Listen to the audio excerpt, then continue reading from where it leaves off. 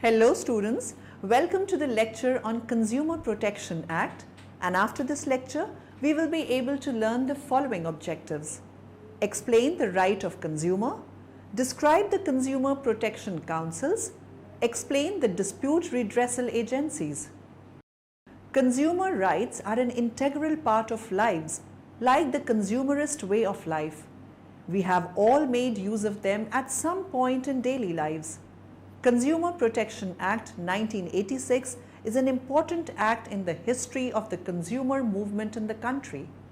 The act was made to provide for the better protection and promotion of consumer rights through the establishment of consumer councils and quasi-judicial machinery.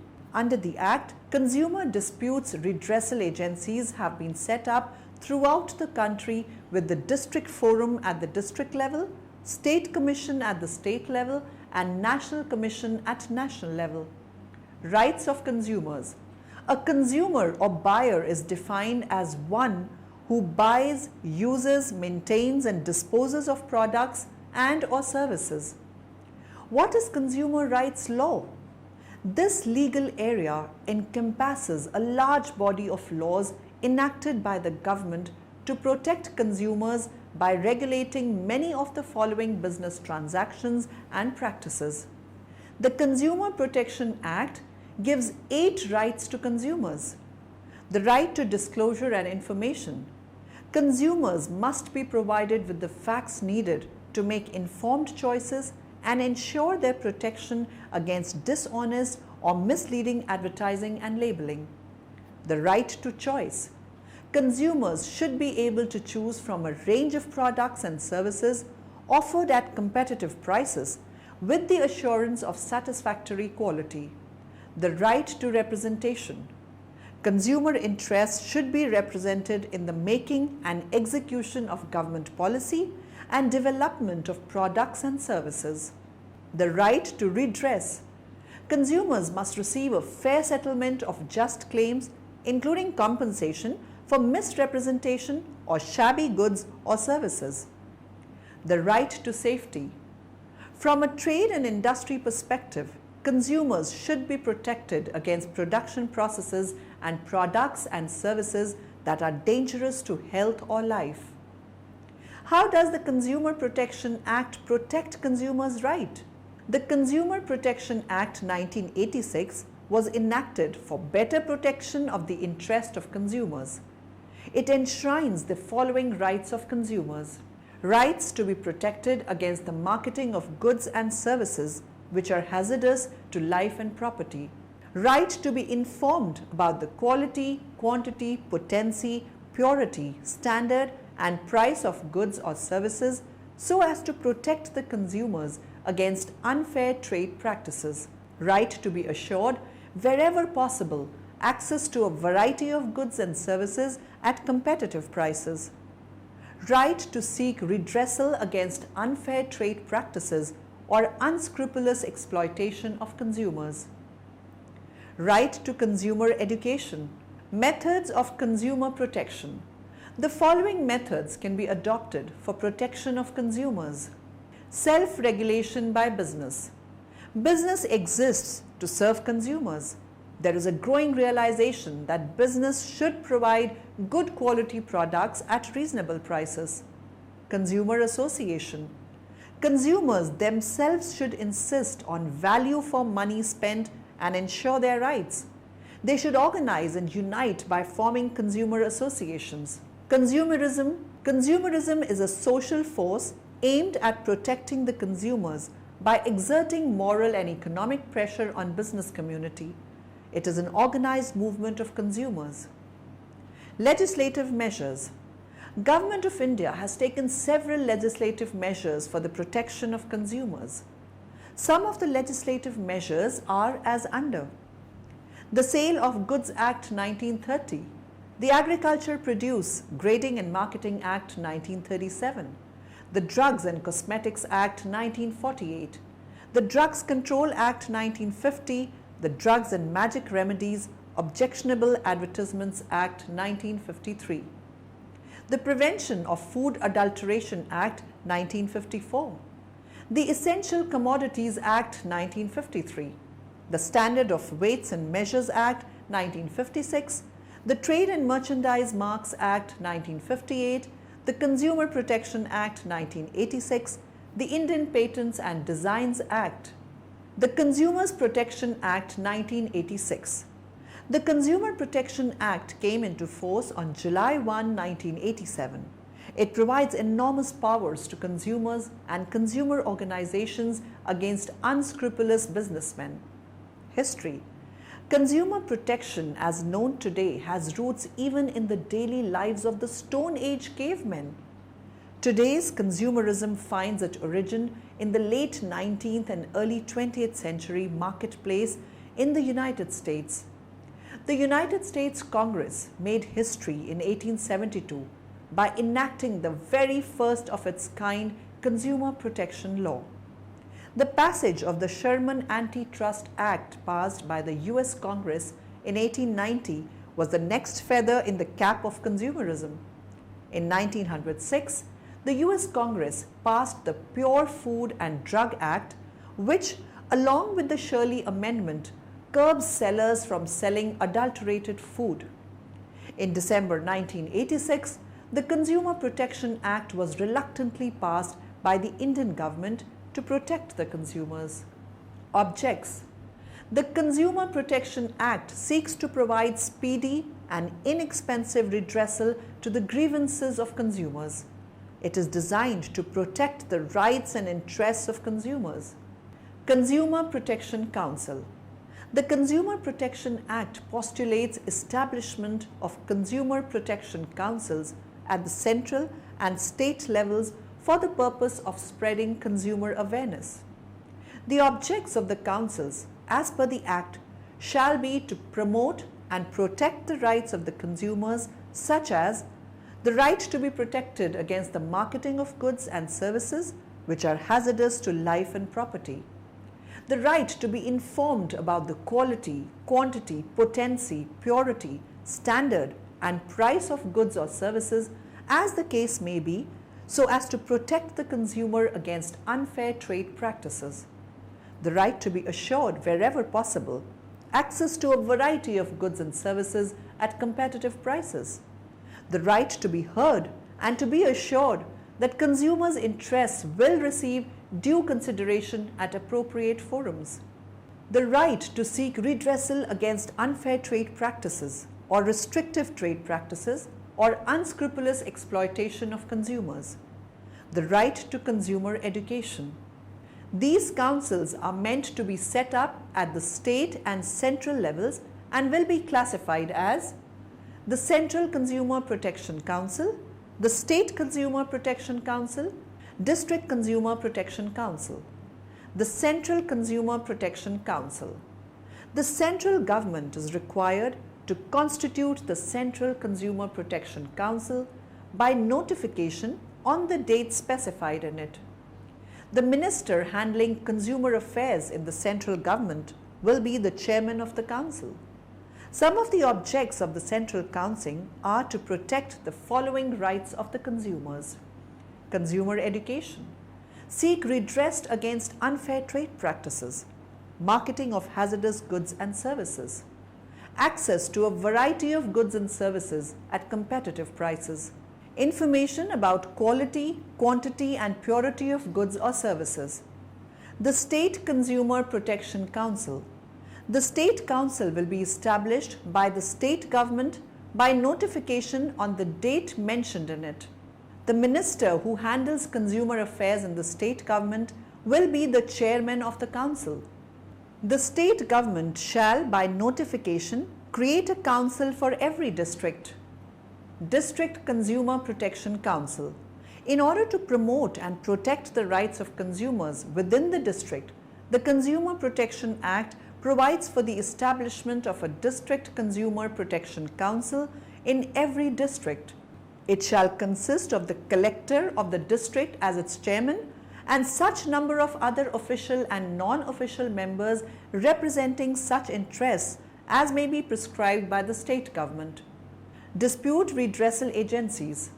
The Consumer Protection Act 1986 provides for the establishment of the following agencies for the settlement of consumer disputes. A consumer disputes redressal forum or district forum to be established by the state government in each district of the state. A consumer disputes redressal commission or state commission to be established by the state government in the state by notification. A national consumer disputes redressal commission to be established by the central government by notification. District forum. This shall consist of a person who is or has been or is qualified to be a district judge who shall be its president. Two other members who shall be persons of ability, integrity and standing and have adequate knowledge or experience of or shown capacity in dealing with problems relating to economics, law, commerce, accountancy, industry, public affairs or administration, one of whom shall be a woman. Jurisdiction of district forum.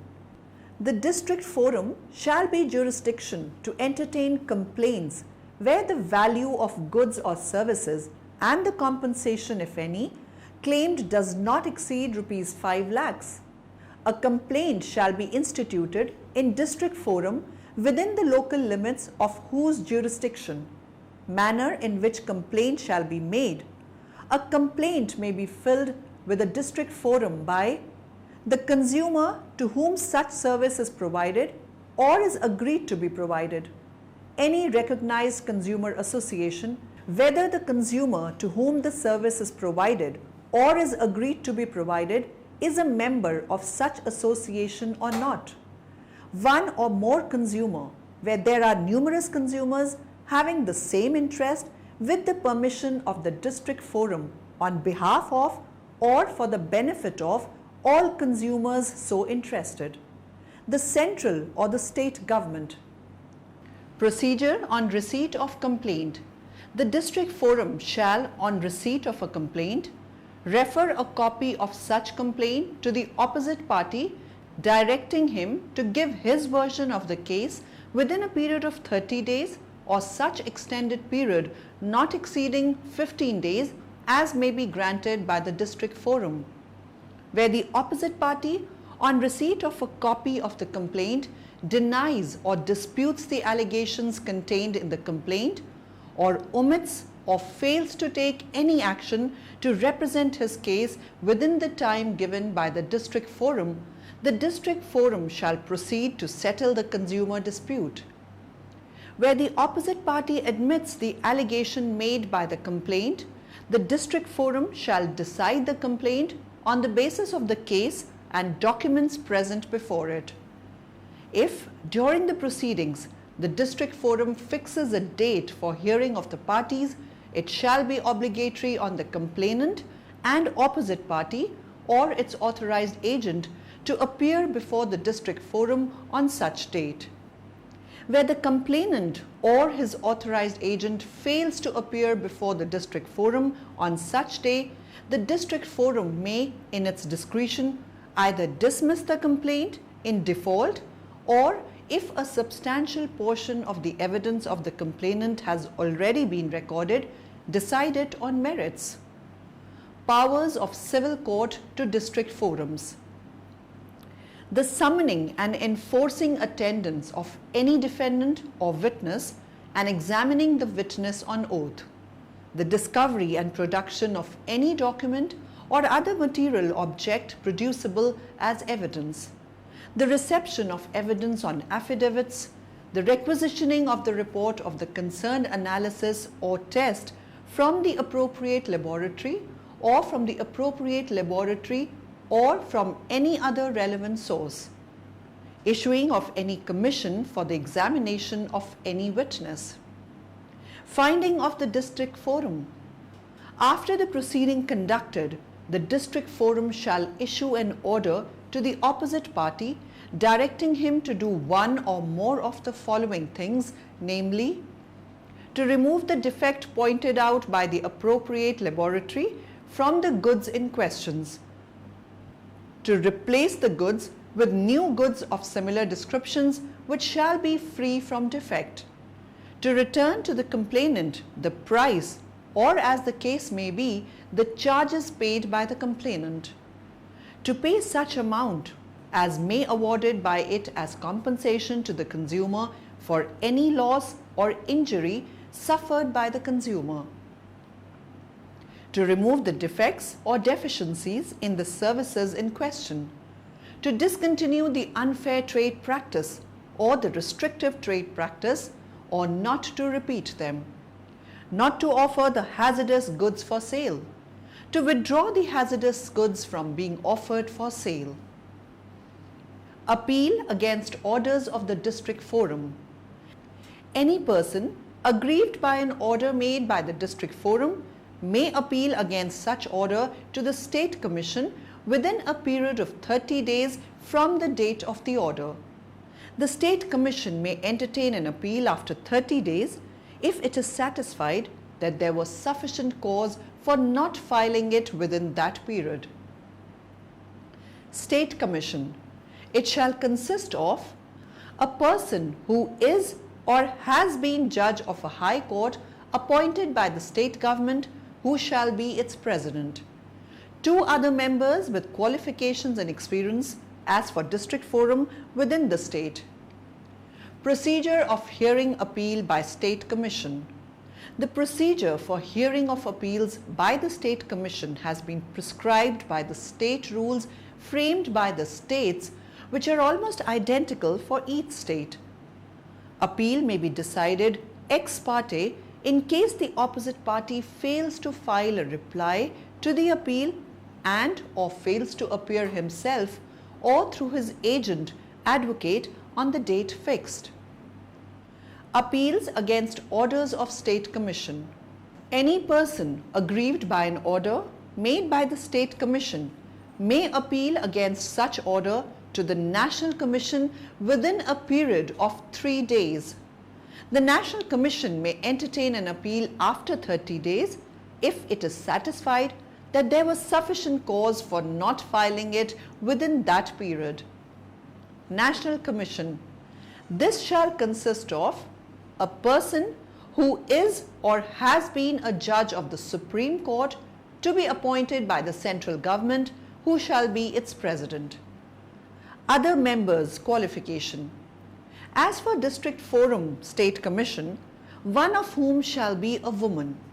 Jurisdiction of the National Commission. To entertain a complaint where the value of goods, services and compensation, if nay, claimed exceeds INR 20 lakhs. Appeals against the orders of any State Commission. To entertain revision petitions against the State Commission. Procedure to be followed by the National Commission.